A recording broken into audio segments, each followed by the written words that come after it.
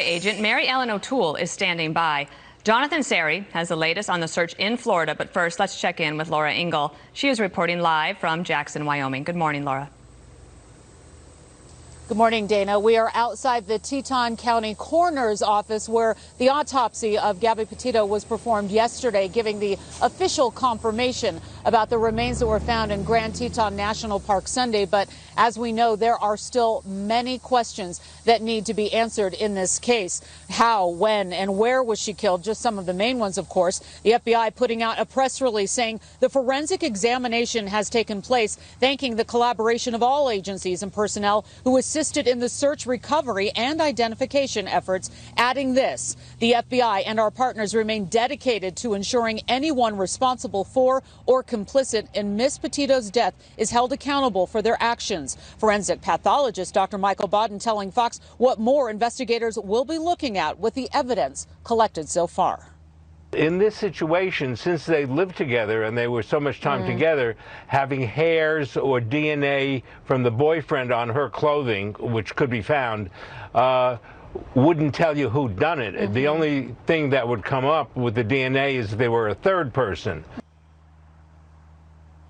And we have new drone video from our Fox flight team of the area where Gabby Petito was found. The FBI also saying they are seeking information from anyone who utilized this area in the Spread Creek dispersed campgrounds in late August to contact them. The family attorney telling me they continue to ask for time for the family to grieve while they make arrangements to bring Gabby home to Long Island. And he also tells me that the family is planning on making a statement once they are all back together again in Long Island, New York. And of course, the FBI is still looking for information. Those tips have proven to be so critical in this case, hoping to get more. Yes, Dana? and let's get more on that. Thank you, Laura. Now for the latest, excuse me, Trace, now for the latest on the search for Brian Landry. We go to Northport, Florida. Jonathan Seri is standing by. Yeah, good morning to you. Police plan to resume the search in the Carlton Reserve this morning. Brian's parents and investigators told investigators that their son had driven his mother's car to the nature park, and they retrieved it last week before reporting him missing. 60 law enforcement officers are now involved in the search of the 25,000-acre preserve. Terrain's very difficult. Essentially, 75% of it's underwater. And other areas that are dry, we're trying to clear. Brian's parents continue to stay in their Northport home. His father seen leaving just briefly yesterday to pick up a jug of milk.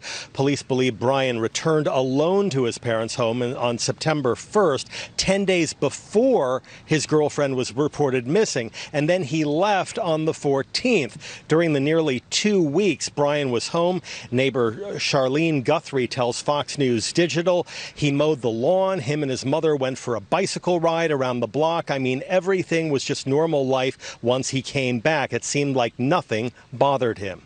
Gabby Petito's body was found Sunday in the Spread Creek camping area near Grand Teton National Park in Wyoming. A TikTok user says she tipped off the FBI to the location after realizing she had spotted their person of interest.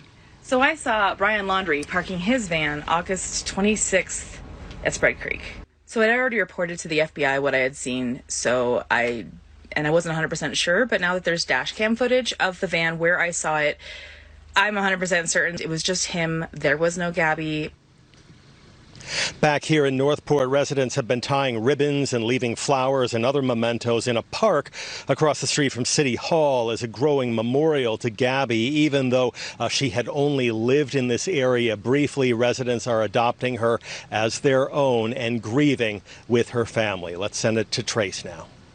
Yeah, Jonathan Seri live for us in Sarasota County. Jonathan, thank you. Dana. And joining me now is Mary Ellen O'Toole. She is a retired FBI agent and profiler and the director of forensic science at George Mason University. So much to ask you, Mary Ellen.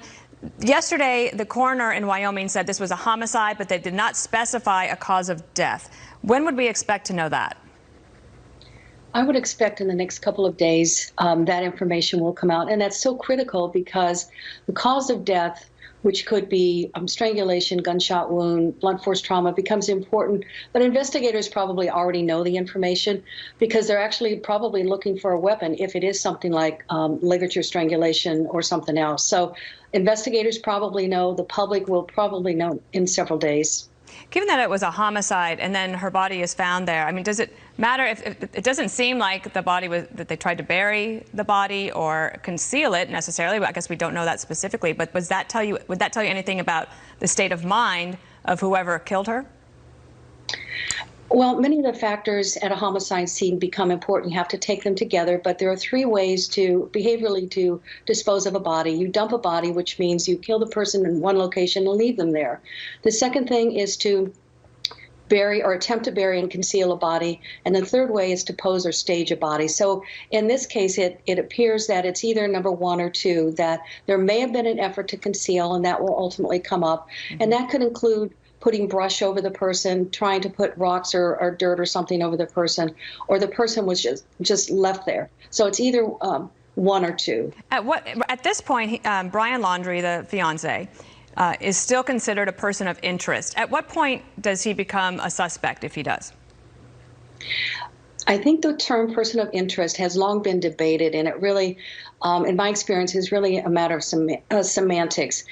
In the eyes of law enforcement right now, you can call him a person of interest or a suspect. They're looking at him as a possible suspect, and really likely it's a strong suspect. Now, the other day, the police in Northport had said that they were calling off the search in that reserve. Later that day, the parents were questioned in the surveillance van that was outside of the home while the FBI was inside. Then for the last 2 days, they've gone back to searching in the reserve. Is it possible that the parents' story of him going to the reserve checked out, and that's why they decided to look again? That's possible. And they're looking at other things as well. So during the search, they were retrieving information that might give them ideas about where he could be right now. They would question certainly the parents to see, did the parents inadvertently mislead investigators or purposely mislead investigators? So they want to confirm that their efforts out there in this 25,000-acre reservoir are really worth it, or in fact, he might have actually said one thing but gone to another location. So they're trying to corroborate that so they're not wasting man-hours in searching for him. And do you know if the FBI or law enforcement had some sort of travel alert on Brian Laundrie once Gabby Petito was named missing? I don't know that. It would make sense, but I'm not aware of that. All right. Well, we'll continue to to follow this story and to talk to you, Mary Ellen O'Toole. Thank you. Thank you.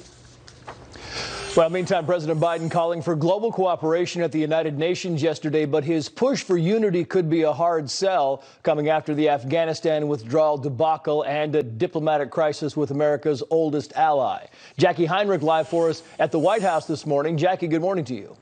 Good morning to you, Trace.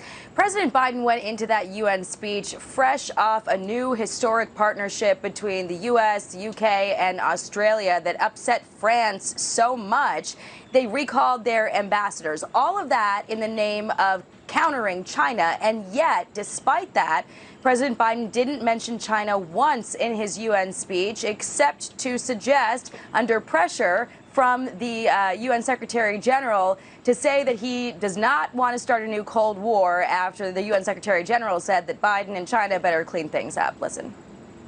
Joe Biden walked into the United Nations and slapped a giant pick-me sign on Uncle Sam's back. And in particular, as it relates to China, he bent over backwards to conciliate and appease the Chinese Communist Party. He said, "We don't seek a new Cold War." Instead, the president focused on COVID and climate change and also a new age of America not at war, instead focusing on what he calls relentless diplomacy. He also touted the over-the-horizon counterterrorism abilities that just a week ago the Pentagon admitted killed 10 people, including 7 kids, in a strike that was meant for a different vehicle. Today, we're better equipped to detect and prevent terrorist threats, and we are more resilient in our ability to repel them and to respond. Then later on at the Oval Office, Prime Minister Boris Johnson, sitting with President Biden, got a taste of what it's like to cover this White House. Belfast Good Friday Agreement. That's the. I think Boris was completely stunned that the new culture in America, who are supposed to be the leaders of the free world, is that the president doesn't take questions. The president did answer one shouted question yesterday on the influx of migrants at the border, only saying we'll get it under control, about as substantive as the last time he took questions a week ago when he said that he has confidence in the chairman of the Joint Chiefs. Trace. Jackie Heinrich live for us at the White House. Jackie, thank you. And Dana, the White House press corps, as you know, you've dealt with them many times. They were furious that Biden was actually answering questions from the British press corps and not from the American press corps. Well, and I have to say, too, when you have the two leaders of the free world who have just left the United Nations, where they were talking about the importance of human rights, freedom and democracy. Well, the freedom of the press is very much a part of that, and accountability to the citizens. And one of the things that the leaders of the free world should want to do is to be able to show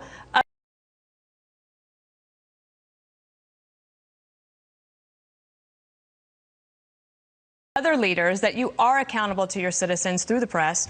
And the fact that they did not do that yesterday, I think it's a disservice, one, to American citizens, but it really sends the wrong message that they purported up at the United Nations. And Boris Johnson was game, but Biden's team not. The other thing is, Trace, why are these two vaccinated people sitting in the Oval Office alone with masks on? I think that also is sending a really bad message. They want people to get vaccinated, and that gives you freedom. Yeah, I don't know whose call that was, but I was about to say the same thing. Why are they wearing masks, sitting, with a few feet to each other? We don't know. I don't know. We'll probably. Good point. There it is. Someone's probably going to complain to us, though, in a second. Though maybe we'll find out. I'd love to hear that explanation. All right, thanks, Trace. It is round two on the Hill for America's top national security officials. FBI Director Christopher Wray and DHS Secretary Alejandro Mayorkas are testifying again before a Senate panel on threats to the homeland. Yesterday, Wray expressed concerns about the Taliban takeover of Afghanistan and the potential for terrorists to carry out attacks. We will monitor that hearing as it happens. Confirming part of the Hunter Biden story that was suppressed by big tech.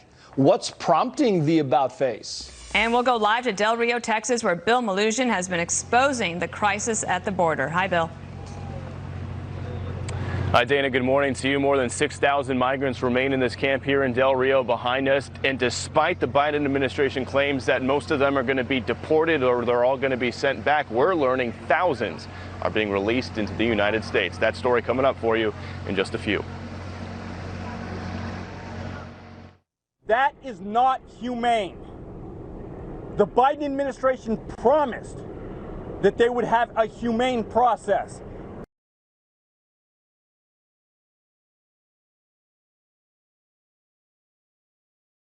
Border in Del Rio. Has there been any changes there, Bill? Dana, good morning to you. Not really. The numbers are going down a little bit, but the conditions here are still absolutely horrible. Just take a live look. You can see still thousands of people living underneath this bridge here in Del Rio. At last check, we just got some brand new numbers in the last few minutes. The current number is 6,722 people living here as of 6 a.m., which is kind of remarkable because the numbers go down, but it doesn't look any different to us from our perspective. It still looks absolutely packed.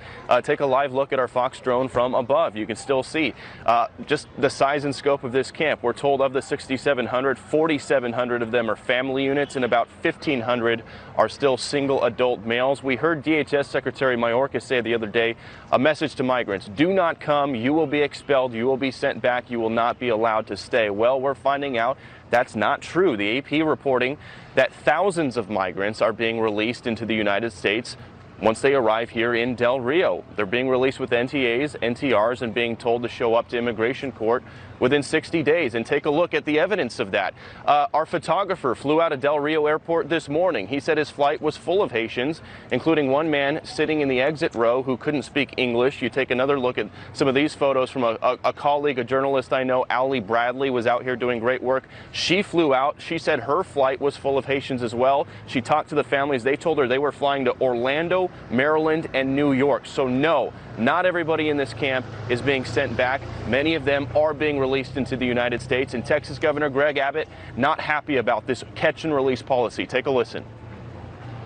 The Biden administration is a man-made disaster of inhumanity, of epic proportions.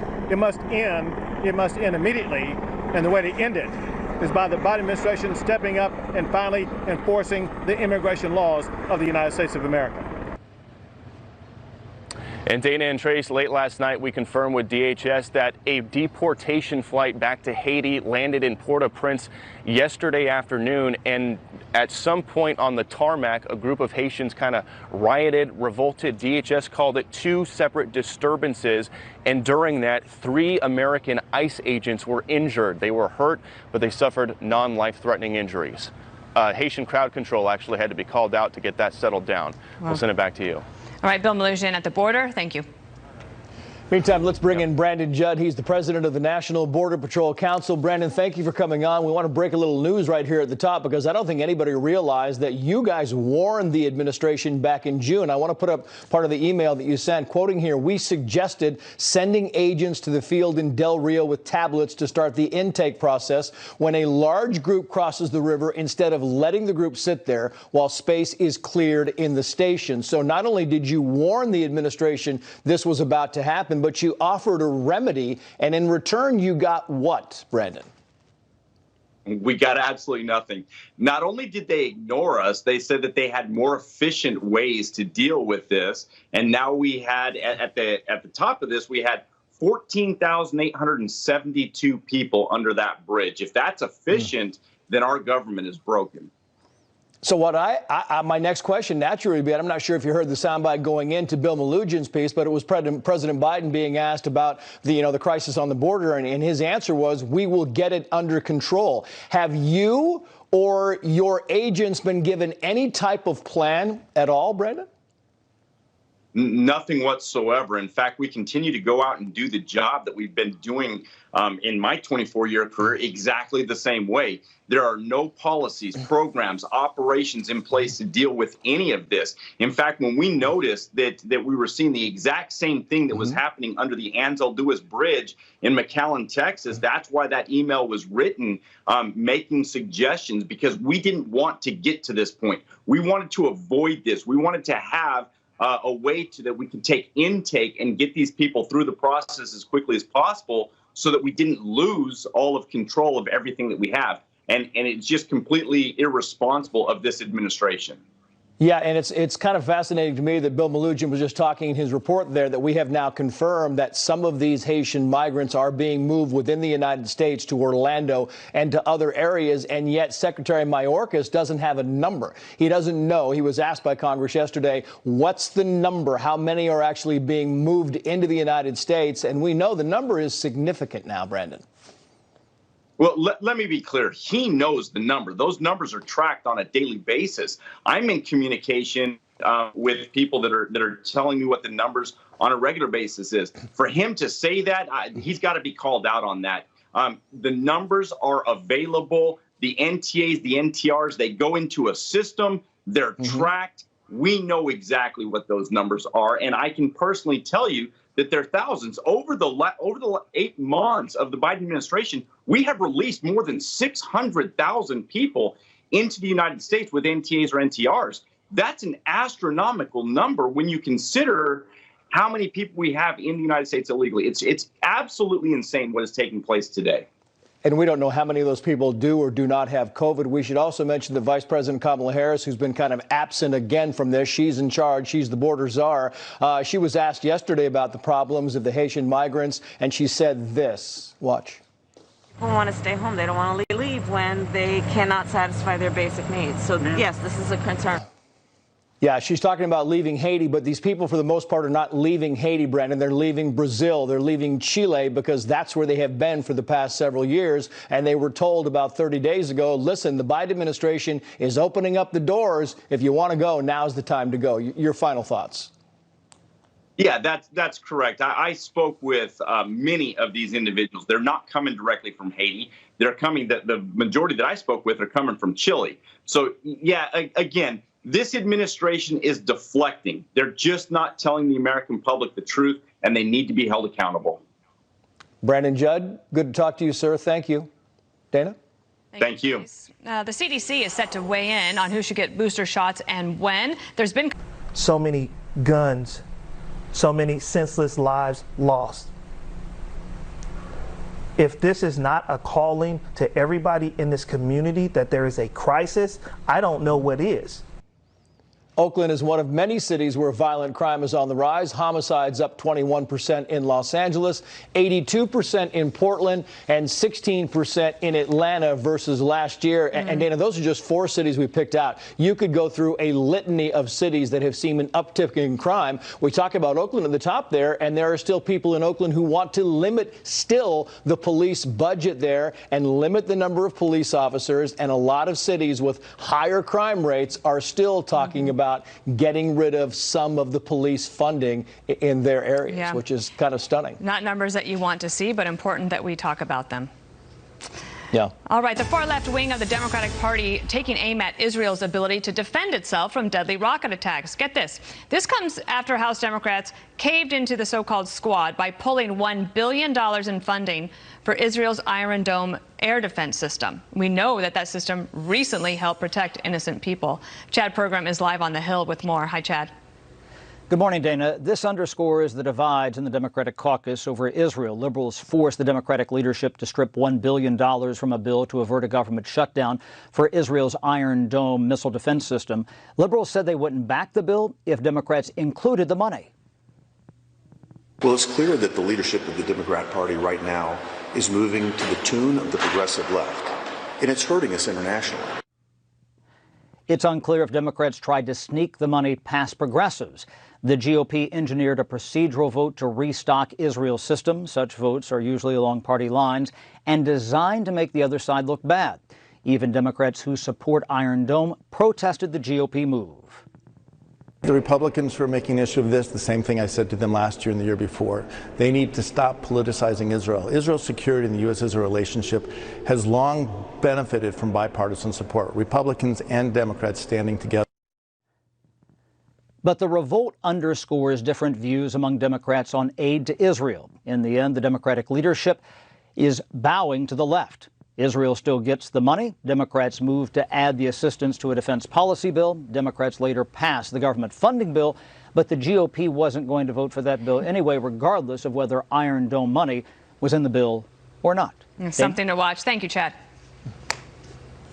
Meantime, let's bring in Fox News contributor Jason Chaffetz, a former Republican congressman from Utah. Jason, great to see you this morning. You know, I've been to Israel a number of times. I've been there during a war, during a number of attacks from Hamas, and I've seen the Iron Dome firsthand, how it has saved lives again and again and again. The Wall Street Journal wrote the following, quoting here, "The funding was shot down because a growing number of Democrats oppose anything that would help Israel, even if it promotes peace. Supporters of Israel should take note. If Iron Dome can lose Democratic Party support, then there is nothing pro-Israel that won't be in jeopardy in Congress." And I think that's a fair assessment. Do you?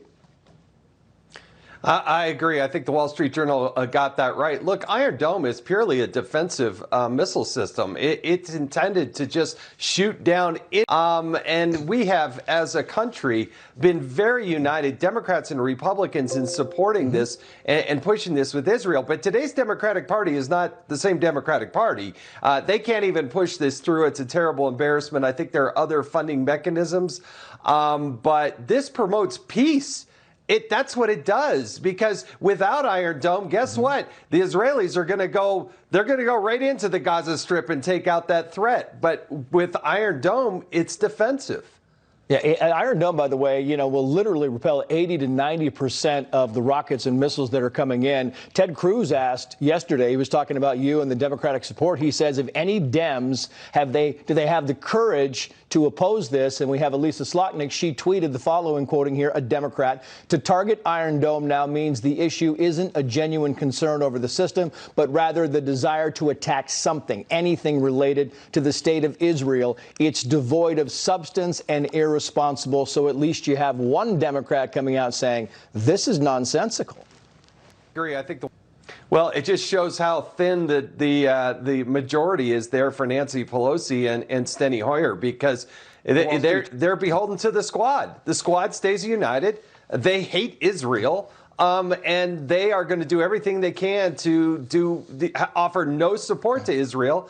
And it's a shame, because we, as a country, are very supportive of our best friend in the Middle East, the one democracy that's actually there. Yeah, I just want to switch gears here because Politico has partly confirmed that the Hunter Biden laptop story is actually true. Surprise, surprise, Jason. Tom Elliott, the founder of the conservative site Grabien, tweeted the following here. Hi, Twitter and Facebook. Please clarify your rules on journalists covering Hunter's laptop scandals. Does Politico get a pass because the New York Post scooped them and the election's now safely in the rearview mirror? Is this journalism? Okay, so long as it's ineffective, please advise. And I mean, that really is a good question. So now it's, it's not going to affect the election anymore. It's fine to put it on social media. But boy, back in the day, it was, it was verboten. Hey, Politico, welcome to the game, folks. I'm glad you tried to, catch up months and months after it. And it is an interesting question for Twitter. If they've taken that position, they won't allow, to repost something that showed up originally in the New York Post and whatnot. Why is it okay now? And this is the inconsistency that is social media that's so disgusting. That is Hunter Biden's laptop, and you can cross-reference it and triangulate it and understand that it is his laptop. Yeah, and I guess lastly, I would say you kind of go back and you talk about the Wuhan lab, right? And that was you could not put that on social media because that was a conspiracy theory. And you have a lot of these things. I got 10 seconds left for you, Jason. But wow, you think there are zero consequences for big tech in censoring a lot of this information. Oh, the gods at Facebook and Twitter, if only they will allow, they get to decide. That is so fundamentally wrong. Needs to change. Yeah, Jason Chaffetz.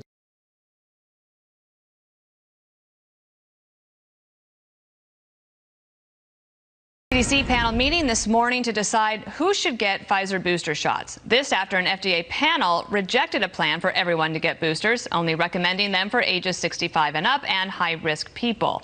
Let's bring in former FDA commissioner and author of the new book, Uncontrolled Spread, Dr. Scott Gottlieb. He's also a member of Pfizer's board of directors. So it's great to have you. What happened here with the FDA and the White House? Is there science to back up the need for the booster, or did the White House get a little bit ahead of themselves? How can you explain that? Yeah, I don't think the White House got ahead of themselves. The White House had to back into some kind of deadline. They didn't need to put out a specific date, but they needed an approximate time frame when boosters would be available, because you have to put in place the logistics to actually deliver them, especially if you're going to be doing it in nursing homes. It could take weeks to get that in place. I think that there's clear evidence that the boosters can benefit some portion of the population. The debate within the FDA and the CDC today is going to be what population can benefit the most from boosters. If you look at the data coming out of Israel, they're collecting very good data. It does seem to show that people above the age of 60 who were vaccinated a long interval ago do benefit from boosters in terms of a reduction, not just in infection, but in symptomatic infection and cases of severe infection. So there does seem to be a population for whom these shots could benefit. And what about